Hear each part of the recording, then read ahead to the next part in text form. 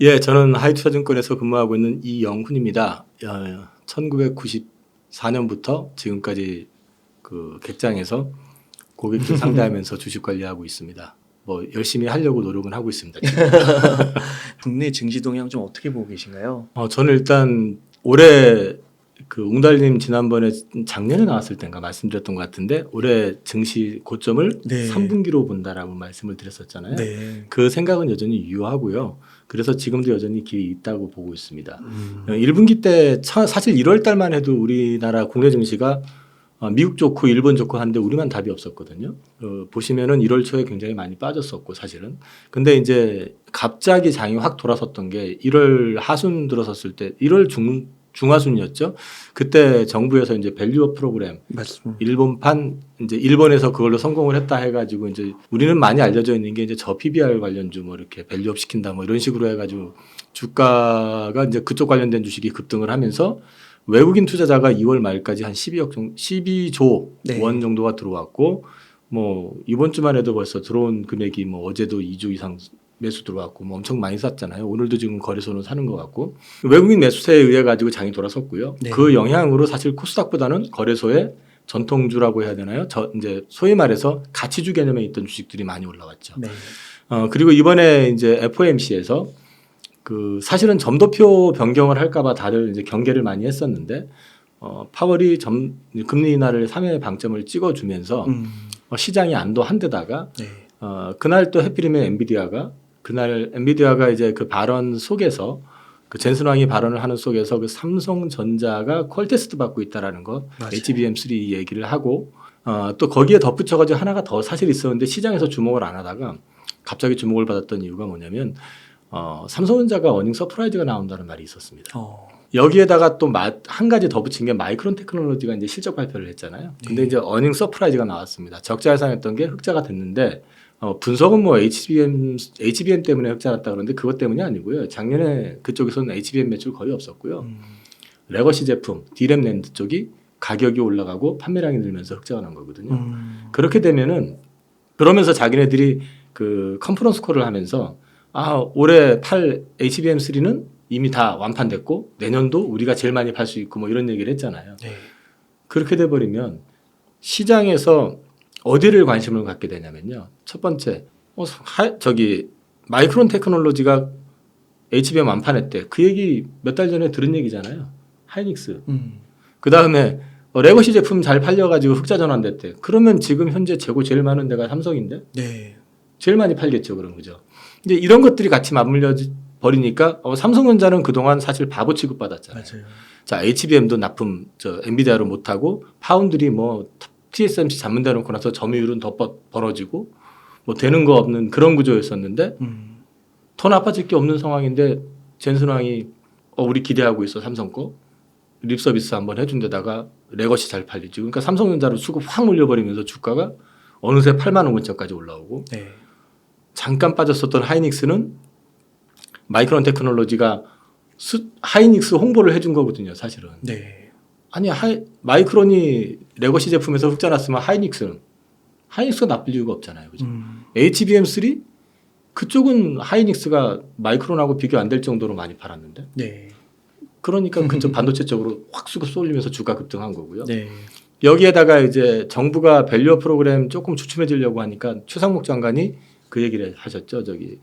그 주주 환원책 예를 들어 가지고 배당을 더 준다든지 자사주 소각을 한다든지 이런 거는 법인세에서 차감을 해주는 거 네. 이거 이제 검토하겠다. 밸류업에 대해서 진심을 보여주니까 네. 그쪽 관련돼 있었던 좀 눌려 있었던 그 금융지주 쪽이라든지 그 다음에 이제 밸류업 관련해서 수혜를 볼 걸로 기대했던 뭐 현대차 그룹 주식이라든지 이런 것들이 또 반등을 주면서 시장이 확 살아난 거죠. 네. 오늘은 좀 조정받았죠. 왜? 어저께 너무 급했잖아요. 네. 어제 그제 너무 급했잖아요. 사실은. 그러니까 이제 조정받는 건 당연한데 여기서 끝날 것 같지는 않습니다. 첫 번째 밸류업 프로그램 이거는 좀 더 진행이 될 수 있고 밸류업이 된다는 얘기는 우리나라의 그동안 증시를 눌렀었던 가장 큰 리스크 중에 하나가 기업의 가치를 평가받지 못하게 불투명하게 또는 주주 환원책을 덜 했었다는 거잖아요. 네. 해주겠다는 거고. 두 번째, 그동안 바보 취급받던 삼성전자가 돌아서는 게 보여지는 상황이 됐고. 네. 외국인들이 지금 역대급으로 들어오는 거거든요. 지금 벌써 3월 이제 하순이긴 하지만 3월 20일 전후 해가지고 얼추 봐도 20조까지는 아직 안 되지만은 거래소 쪽에서 산 게 한 16, 17조 이상은 되는 것 같은데 네. 이게 역대급으로 들어오는 거거든요 지금. 그러면 이거는 조금 더 갈 수밖에 없다라고 저는 여전히 보고 있고, 그래서 긍정적인 마인드로 조정을 이용을 해가지고 주식은 조금 더 늘려도 될 것 같다 와. 말씀드릴 것 같습니다. 네. 여기에 이제 어저자로 제가 뽑은 거 차트거든요. 이게 월봉입니다. 우리나라 코스피. 네. 어때 보이십니까? 급해 보이십니까? 월봉이요. 차트가 모양이 급하게 오른 것 같아요. 급하게 올랐다가 지금은 아닌 것 같아요. 그죠? 요게 네. 급하게 올랐을 때가 네. 코로나 때, 그죠? 네. 그리고 쫙 빠져버렸죠. 네. 그리고 나서 박스권이었거든요. 네. 근데 이 박스권이라는 의미가 뭐냐면요. 가만히 보십시오. 여기 지금 표시해놨잖아요. 요게 이전에 계속 상단이었던 자리예요. 아, 요거를 그러네요. 돌파한 거예요. 음. 그래서 저는 이게 의미가 있다고 생각을 합니다. 네. 그러면 저 추세를 깨지 않으면 지수는 간다. 더 갈 수 있다. 아. 그 말씀 드리고 싶습니다. 이사님 그 밸류업 프로그램을 좀 언급해 주셨는데 네. 밸류업 프로그램에 대한 이사님의 생각을 조금 더 듣고 싶습니다. 일단은 성공 가능성이 있고요. 아, 네. 반드시 성공해야 됩니다. 이제는. 어. 성공하지 않으면 큰일 납니다. 왜냐하면 외국인들이 이거 보고 들어온 돈이 앞서 말씀드리지만 굉장히 이제 역대급 돈이 들어왔고 여기에 더해 가지고 앞으로 더 들어올 가능성이 높아요. 왜? 이제 미국이 어쨌든 금리 인하를 시작하게 되면 달러 강세는 얼추 마무리가 될 가능성이 높죠. 네. 원화 강세가 들어오게 된다 그러면 한국 주식 시장은 꼭 먹고 알 먹고가 될 수가 있어요. 네. 왜? 삼성전자 이런 반도체 실적이 바닥에서 올라서는 시점이잖아요.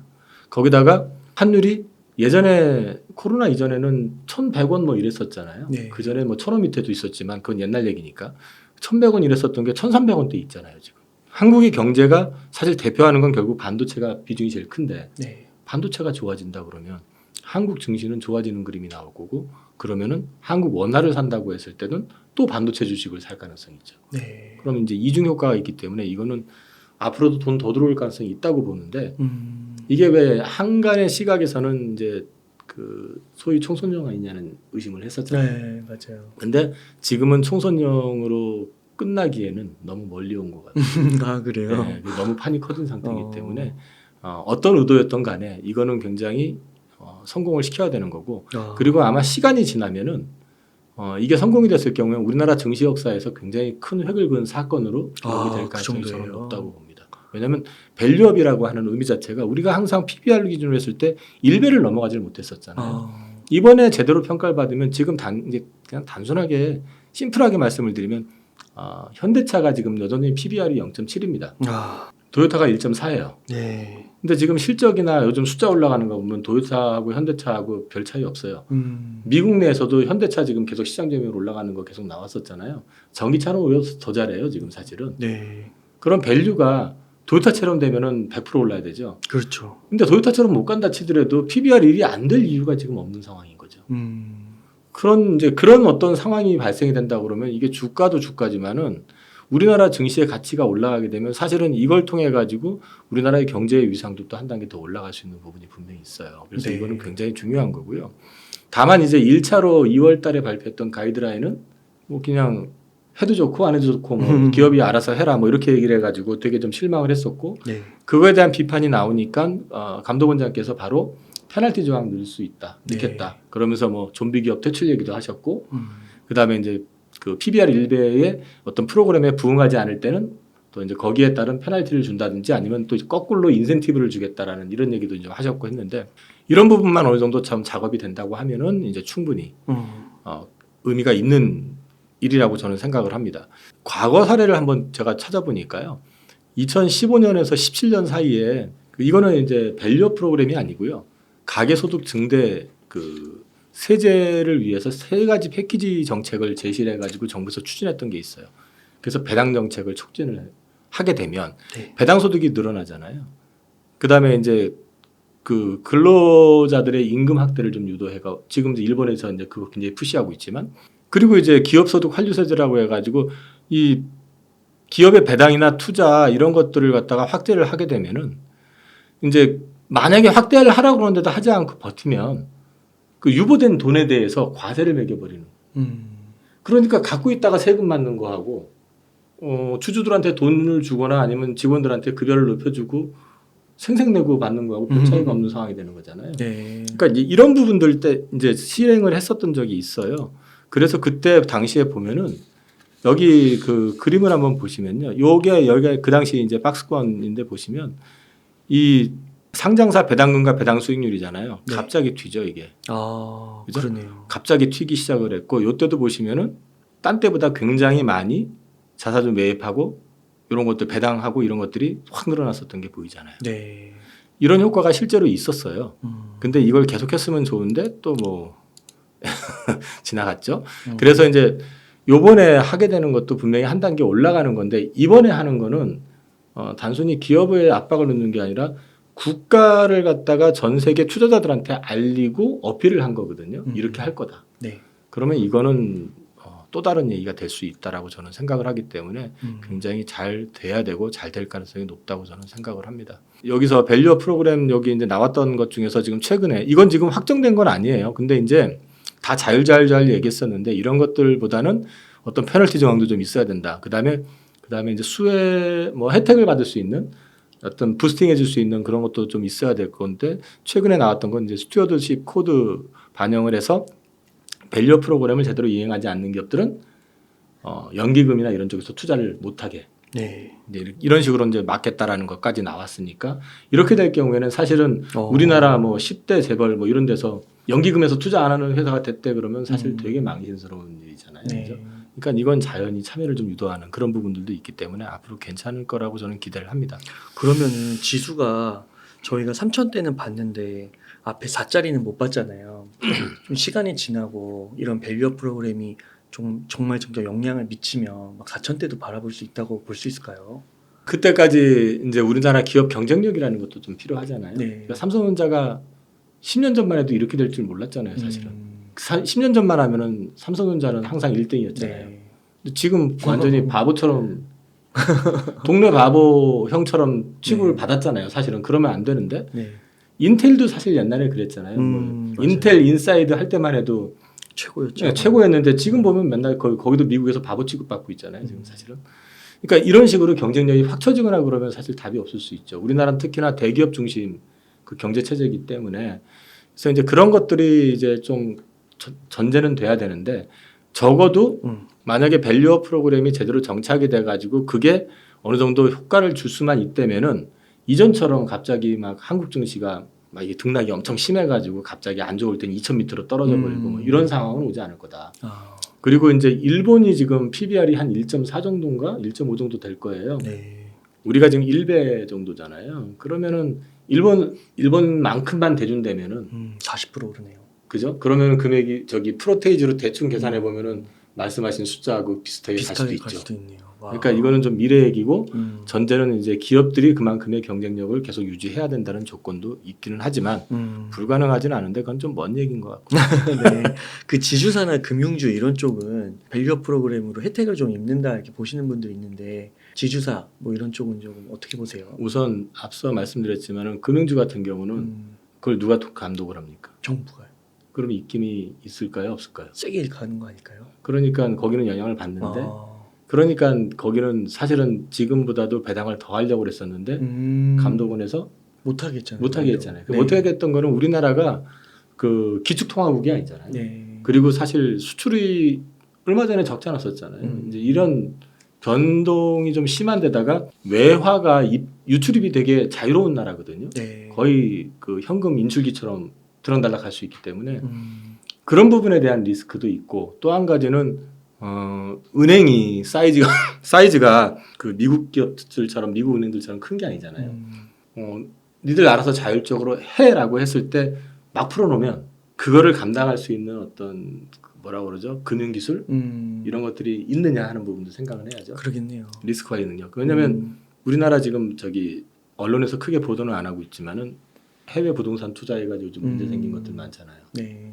그러니까 우리가 뭔가 금융 상품을 그 금융기술로 이용을 해가지고 금융기법을 활용을 해서 만들어내가지고 런칭을 하는 것보다 남들이 하는 거 보고 저거 괜찮다 싶으면 가져오는 경우들이 많잖아요. 네. 그 차이가 좀 있는 것 같아요, 저는요. 그래서 뭐 시장에서 기대하듯이 엄청나게 뭐 이런 건 아니더라도 금융지주 쪽에서는 배당이나 뭐 아니면 자사주소가 이런 걸 통해서 그건 있을 수 있겠죠. 그리고 지금도 여전히 PBR이 아마 0.6 내외일 거예요. 맞아요. 네, 그러니까 나중에 가서는 그런 것들을 좀 갭을 채우려고 하는 시도는 있을 것 같아요. 그리고 지주회사는 앞서 말씀드린 것처럼 스튜어드십 코드 반영하고 어떤 페널티를 뭐 한다든지 뭐 예를 들어 가지고 이런 것도 있을 수 있잖아요. 거래소에서 말 안 들은 기업들 명단 공개해버리고 뭐 할지 안 할지 모르겠지만 예를 들면 네. 그러는 건 기업 이미지에도 되게 큰 영향을 줄 수 있잖아요. 그러니까 이게 어떤 식으로 정리가 될지 모르겠지만 네.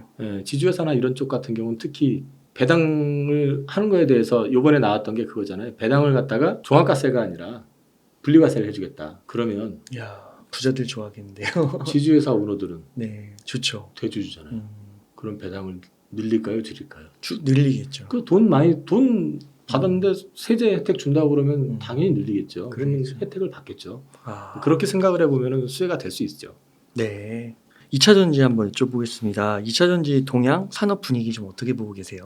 그 2차 전지는 작년 하반기부터 가을 이후부터 계속 캐증 구간 진입했다라는 말씀드렸고 네. 캐증 구간에 어느 시점에 있다. 그리고 지난번에 컨퍼런스 콜 자료 가지고 한번 말씀을 드렸던 적이 있는 것 같아요. 그래서 이제 컨퍼런스 콜이라고 하면 자동차 업체, 셀 업체, 양극재 업체들 네. 이제 실적 발표하면서 다음 분기 전망. 근데 대체적으로 1분기는 좀 어려운 것 같다. 네. 얘기를 했고 맞아요. 그 다음에 이제 하반기가 되면 좀 상반기보다는 좋아질 것 같다. 이게 전반적인 기조였어요. 네. 그래서 그걸 근거로 보면 일단은 상반기는 조금 슬로우할 것 같다. 네. 그리고 하반기부터 조금 따뜻해지는 그림이 나오지 않겠냐. 그렇게 보고 있고요. 제가 이번에 인터배터리데이 갔다 왔는데 거기서도 이제 그 에코프로츠 관계자 뭐 이런 쪽 몇 분들하고 여쭤보면 전체적으로 24년은 좀 쉽지는 않을 것 같다. 이제 그런 뉘앙스였거든요. 그래서 이제 캐증 구간에서 지금은 이제 생존을 위한 경쟁, 그 다음에 이제 바닥을 어느 정도 작년 4분기 때 어쨌든 리튬이 폭락을 하고 지금 현재 바닥에서 살짝 고개를 든 상황이잖아요. 네. 그 바닥을 다지는 구간 그런 정도로 지금 보시는 게 어떨까 싶고요. 지금 보시면은 그 전반적으로 그 상반기보다는 하반기가 더 좋아질 거다라고 이렇게 예상을 하는 것 같아요. 네. 일단 뭐 리튬 관련해 가지고는요 계절성이 좀 있습니다. 리튬이 겨울에 채굴이 잘 됩니다. 아, 그래요? 그 왜 그러냐면은 건조해야 돼요. 음. 습하면은 채굴하기가 좀 문제가 있어요. 어. 그래서 겨울에 채굴량이 많습니다.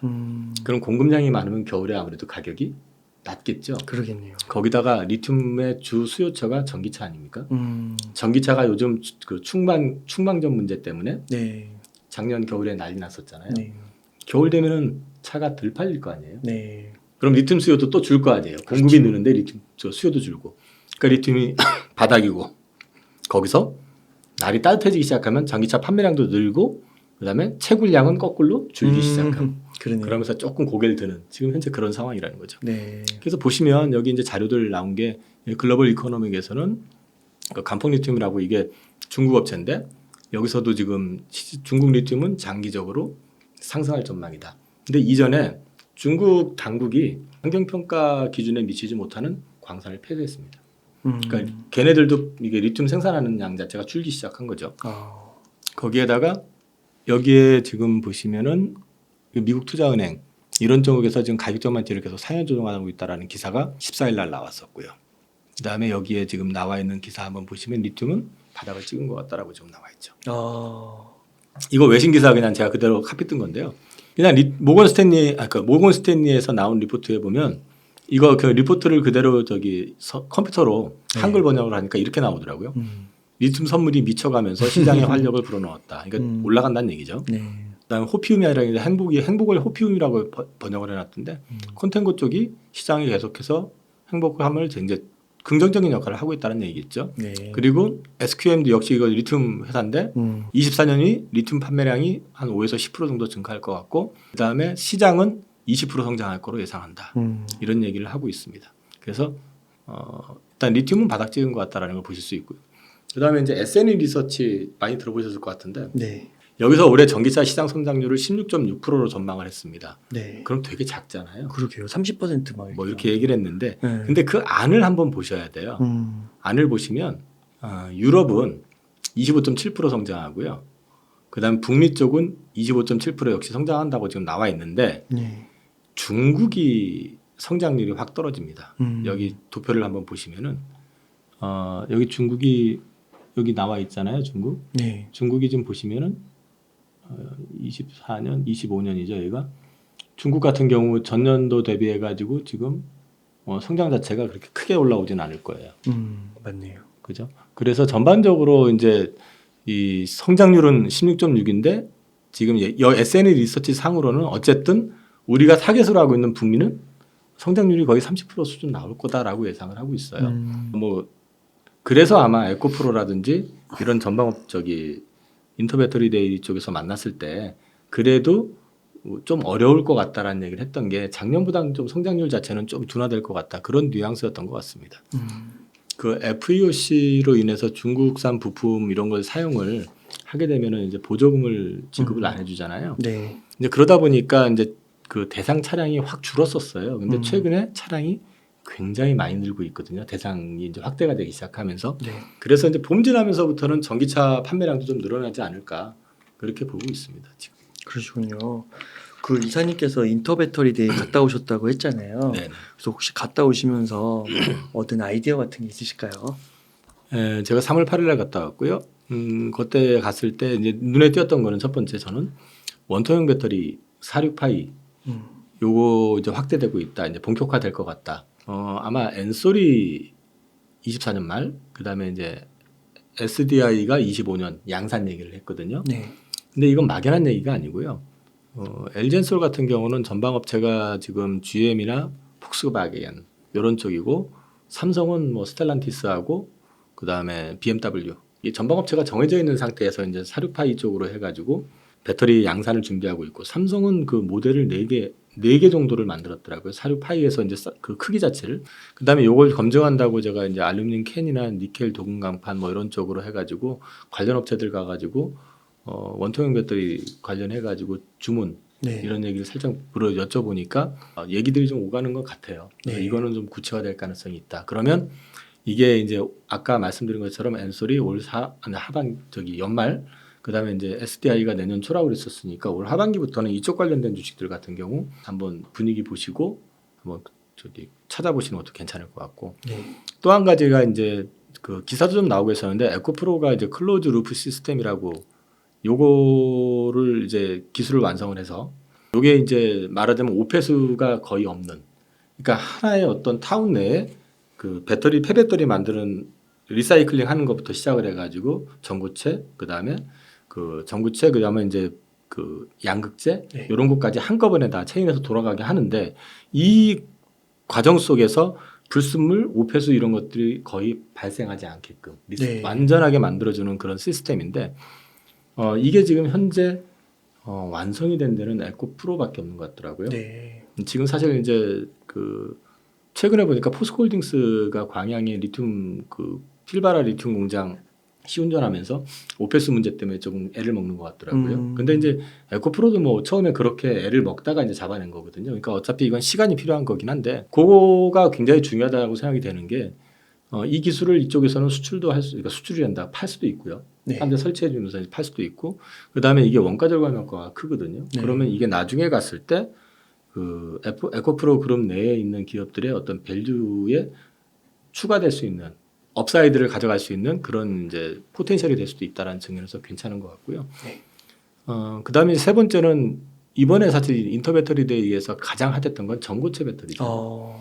뜬금없이 SDI가 뜬금없이라면 이상한데 원래는 사실 이제 전고체 배터리 관련해서는 LG 에너지 솔루션이 국내에서 제일 계속 이제 얘기를 해왔었고 제일 앞서 있는 걸로 알고 있었는데 SDI가 갑자기 27년에 양산한다 발표를 하면서 관련 주식들을 뭐 해서 다 쫙 올라버리고 SDI도 주가 오르고 했잖아요.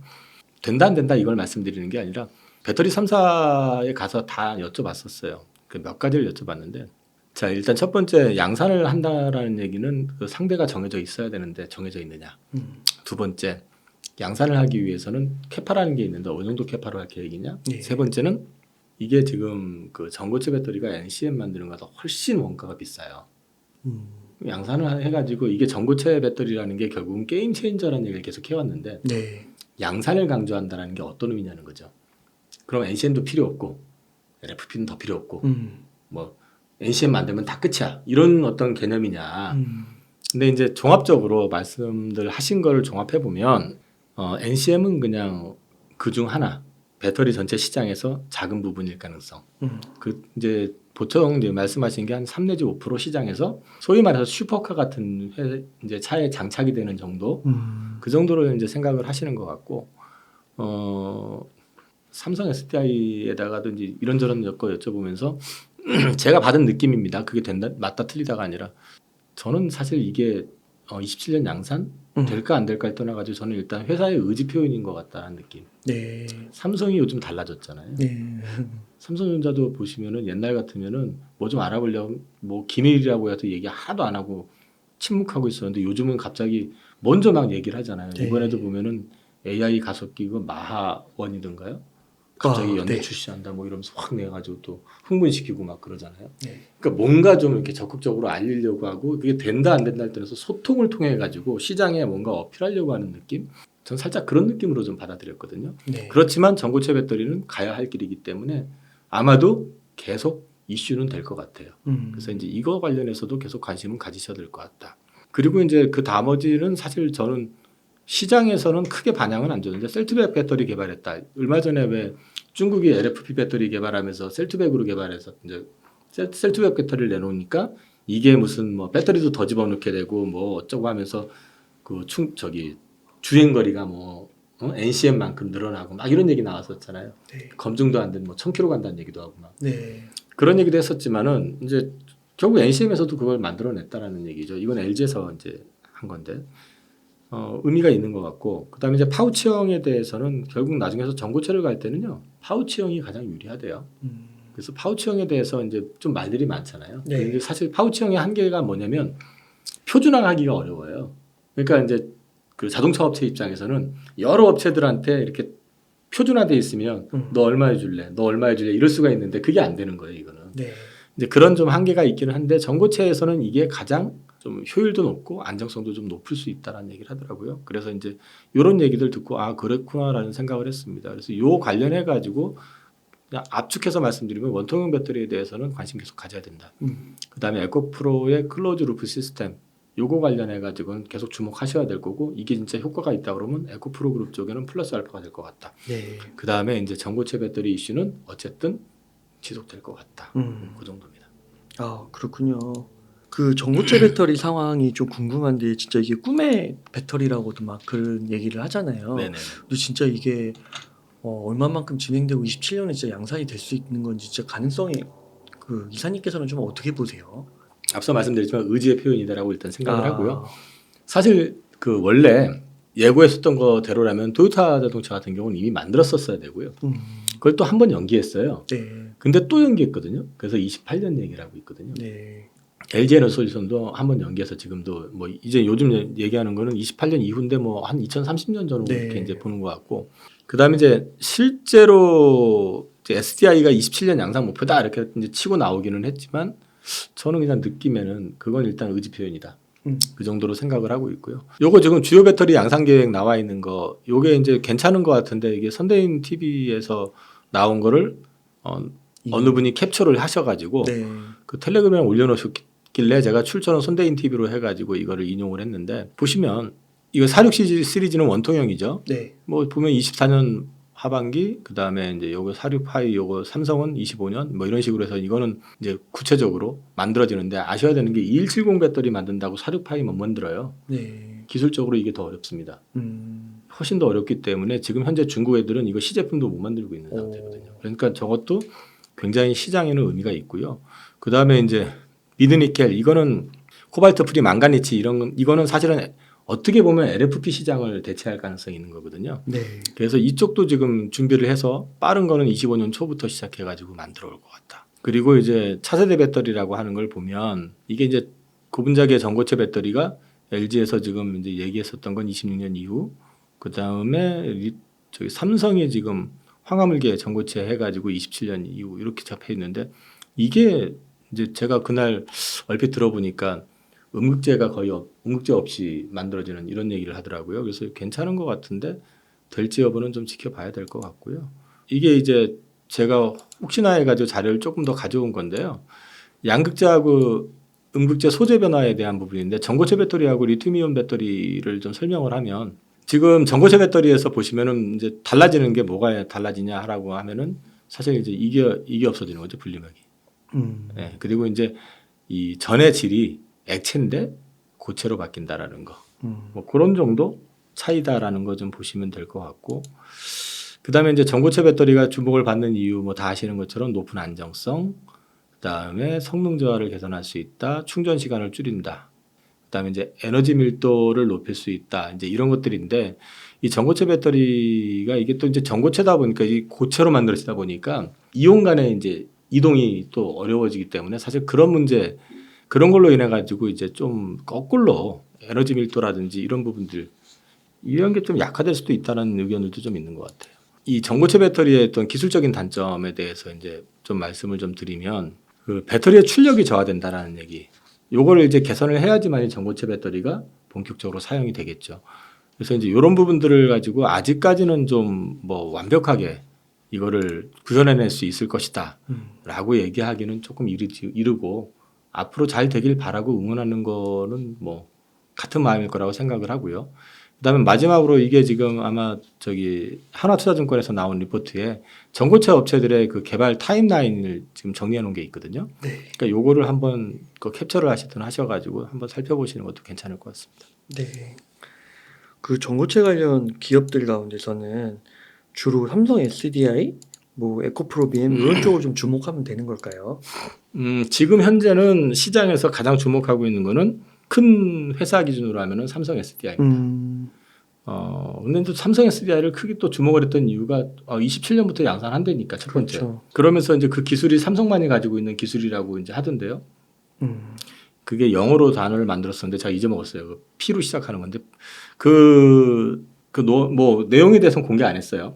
근데 이제 아무튼 그 부분에 대해서 이제 앞으로 27년 양산을 얘기했는데 그거에다가 플러스 해가지고 SDI가 밸류가 싸거든요. 네. 다른 회사들 대비해서 밸류가 엄청 싸기 때문에 시장에서 진짜 부담 없이 접근이 가능했었던 거죠. 그래서 SDI 쪽이 가장 일단 주목을 받았다고 보시고 그다음에 이제 그 양극재 쪽은 사실은 뭐 큰 차이는 없잖아요. 이제 네. 그 안에 내용 구성물이라든지 이런 부분들이 큰 차이는 없기 때문에 그 만들어내는 그 업체들은 어차피 우리나라 그 관련 소재 업체들이 다 한다고 보시면 되니까 그 안에서 이제 뭐 일부 업체들이 뭐 황화물계 뭐를 개발을 했다 해서 작은 회사들이 움직이고 하는데 그거는 개별적으로 보셔야 될 것 같습니다.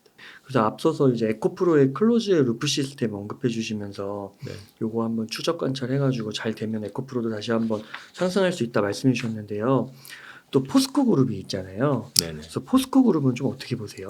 최근에 이제 가장 큰 이슈는 회장 선임 이슈였고요. 아, 선임이 어젠가 되셨죠. 네. 그래서 이제 그 부분은 끝이 났고 국민연금 동의했으니까 큰 변수는 없었던 것 같고 회장께서 이제 취임 일성으로 철강하고 신소재 사업은 같이 계속 가져갈 거다.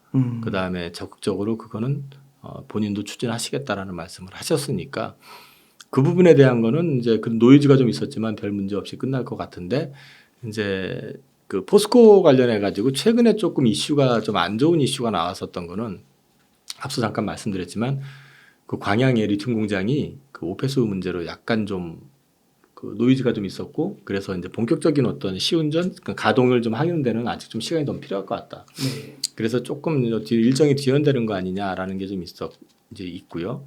그 다음에 이제 얼마 전에 며칠 전에 기사가 났죠. 이제 탄소 제로 관련해 가지고 제대로 된 방향 제시나 이런 걸 하지 않았다 그러면서 외국계 투자사들이 뭐 포스코 주식을 계속 판다 뭐 이런 얘기. 사실 그건 포스코만 해당되는 게 아니라 우리나라 대부분의 기업들이 다 해당이 되거든요. 사실 좀 그거는 왜 굳이 포스코만 꼭 집어서 그러는지는 잘 모르겠지만 우리나라 기업들 다 그래요. 우리나라 철강 회사들 다 마찬가지고 자동차도 마찬가지고 사실은 반도체도 마찬가지고 이제 어차피 탄소 제로에 가야 되기 때문에 그건 다 마찬가지라고 보시면 되고요. 그 이제 남은 일정 가운데서 좀 지켜보셔야 될 거는 뭐냐면은 그 2분기 말에 그 아르헨티나 염수 리튬 1공장이 준공이 됩니다. 그래서 저게 원래 예정대로라고 한다면은 연말경부터는 이제 가동이 본격화된다. 그렇게 돼 있고요. 그 다음에 이제 필바라 2공장이 또 준공이 되거든요. 그럼 필바라 2공장 준공되면은 역시 마찬가지로 리튬에 대한 이제 기대감 같은 건 좀 올라올 수 있다. 물론 이제 아직까지 그 클로즈드 루프 시스템 같은 그런 어떤 기술적인 부분에서 이제 최종적인 게 아직은 완수가 안 됐기 때문에 그 부분에 대한 고민은 좀 해야 되지만 그게 좀 남아 있다라고 보셔도 되고 그 다음에 기대할 수 있는 게 회장이 선임이 되고 나면은 지금 정부에서 밸류 프로그램 하고 있잖아요. 네. 근데 포스코홀딩스가 자사주가 869만 주 정도 갖고 있거든요. 이게 네. 상장 주식의 10%가 넘어요. 저 주식을 갖고 있는데 어떻게 할 거냐. 근데 지금 포스코를 개별로 부채 비율 따지면 30%대 회사거든요. 네.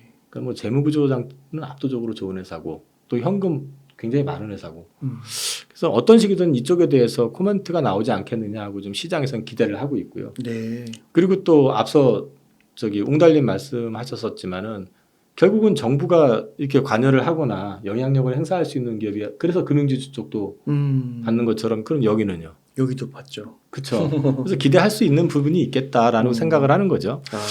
그리고 철강 쪽이 지금 되게 안 좋거든요. 네. 이익이 많이 줄어 있어요. 아마 1분기가 3천억이 안 날 것 같더라고요. 영업이익 기준으로. 근데 중국이 어쨌든 지금 경기부양책 지금 이제 다시 쓰잖아요. 네. 중국이 경기부양책 쓴다고 해서 포스코께 중국으로 나가는 게 아니라 중국산 저가 제품들이 이제 안 들어오게 되잖아요. 이제 그런 부분들 이런 것들이 이제 줄게 되면 상대적으로 이제 업황 자체도 좀 살아날 가능성이 있고. 그다음에 2차 전지 아까 컨퍼런스 콜 말씀드렸지만 업황에 따라서 1분기보단 2분기, 2분기보단 3분기가 좋아지는 그림이 될 것 같다. 이런 것들을 감안해서 보시면은 일단 이제 생각을 하시면 될 것 같아요. 보시면서. 그리고 아까 이제 포스코 관련해서 철강은 일단 논외로 하고 리튬 관련해 가지고 이제 설명을 좀 드리면 이 염수 리튬 관련해 가지고 염호 리튬이죠. 근데 관련해서는 이게 폐기물 발생 양 자체가 작아요. 그다음에 왜냐하면 자연에서 증발시키잖아요. 네. 그다음에 또 한 가지 뭐가 있냐면은 그 마진이 되게 높아요. 이거는. 근데 이걸 지금 아르헨티나에 갖고 있잖아요. 염호를. 근데 요 얼마 전에 이제 기사가 났었어요. 뭐 그 주정부에다가 주정부가 아니라 지방 법원에다가 주민들이 민원을 넣어가지고 이제 추가적으로 공장을 못 짓게 한다 하는데 이제 그 내용을 나중에 설명한 기사를 보니까 뭐라고 나와 있냐면 기승인된 업체들을 제외한 나머지. 네. 그러니까 뒤집어 놓고 말하면 신규 진입을 막아버리는 거죠. 네. 그러면은 이 염호의 가치는 오히려 그죠? 올라갈 수 있는 측면도 있어요. 네. 그다음에 광석 리튬은 지금 호주 필바라 거기서 가져와서 하는 거고요. 작년에 한참 막 떠들었었던 비전통 방식 점토나 이런 쪽에 있는 리튬 채굴하는 거. 네. 이것도 역시 포스코는 기술을 가지고 있다. 그리고 최근에 리튬 가격입니다. 네. 급등했다가 이렇게 박살나 있다가 지금 여기서 살짝 고개를 들고 있잖아요. 살짝. 본격적으로 올라갈 거라고는 저도 생각은 안 하는데 어쨌든 바닥을 찍고 이 추세가 완만하게라도 움직이기 시작하면서 어느 시점에서 그 전기차의 어떤 확장성이 커지는 시점부터는 이 리튬의 수요가 올라갈 테니까 네. 그때부터는 좀 좋아지지 않겠냐 이제 그렇게 보고 있고요. 이게 지금 이베스트 증권에서 그 포스코홀딩스 리튬 사업 관련해서 에비타 추정한 건데 물론 가격에 따라서 여기가 가격이 지금 2만 불일 때 그 다음에 2만 5천 불일 때 이런 식으로 해가지고 이제 각각을 정리를 해서 토탈을 낸 건데 이게 보시면 2030년 기준으로 했을 때 보시면 2만 불일 때도 4조 6천 그죠? 네. 이게 이 포스코홀딩스 자체가 단순 철강 회사가 아니라 이제 리튬 자원 개발 쪽으로 해가지고 이쪽에서 나오는 비중 자체가 엄청 커질 거라는 거죠. 옛날 같이 아주 비싸게까지 그런 식으로까지 가겠냐마는 만약에 5만 불, 6만 불 간다 그러면 11조 대가 되는 거고 이거 마진율 계산해서 보면 여기서도 몇 조의 이익이 나오게 되는 거죠. 물론 여기까지 갈지는 모르겠어요. 근데 이제 어쨌든 아니다 하더라도 충분히 이제 앞으로 수익의 어떤 상당 부분이 이쪽에서 나올 수 있다라는 걸 설명을 해주는 것 같고요. 포스코홀딩스 리튬 사업은 그 글로벌 탑3가 목표고 2030년 기준으로 43만 톤 정도를 생산하는 걸 목표로 하고 있습니다. 이거는 내용에 대해서는 그냥 보시면 될 것 같고요. 여기서 지금 리튬 사업 관련해서 글로벌 현황으로 해가지고 필바라하고 같이 하고 있는 게 있고 그 다음에 아르헨티나 쪽에서 지금 진행하고 있는 게 있고 염호 리튬도 좀 있고 이런 쪽으로 해가지고 어차피 그 포스코홀딩스는 계속해가지고 리튬 사업을 키워나가고 있고요. 이 이사전지 쪽에서 니켈 관련해가지고도 여기는 또 니켈 관련된 부분을 자체적으로 좀 진행을 하고 있잖아요. 그래서 관련해가지고 자료가 여기 대신증권에서 나온 게 있어가지고 정리를 해놨는데 이거는 한번 보시면 될 것 같고요. 기왕에 포스코홀딩스 하는 김에 그냥 쫙 한번 풀어드리려고 정리를 하는 거고요. 리사이클링은 이제 폐배터리 관련된 거잖아요. 이게 상공정, 하공정 관련된 거. 이거는 현장에 있었던 사진이거든요. 이게. 네. 근데 이제 요것도 역시 한번 보시면 될 것 같고요. 요것도 이제 현장에 있는 이제 포스코 홀딩스의 그 포트폴리오라고 해야 되나요? 그 자회사 현황.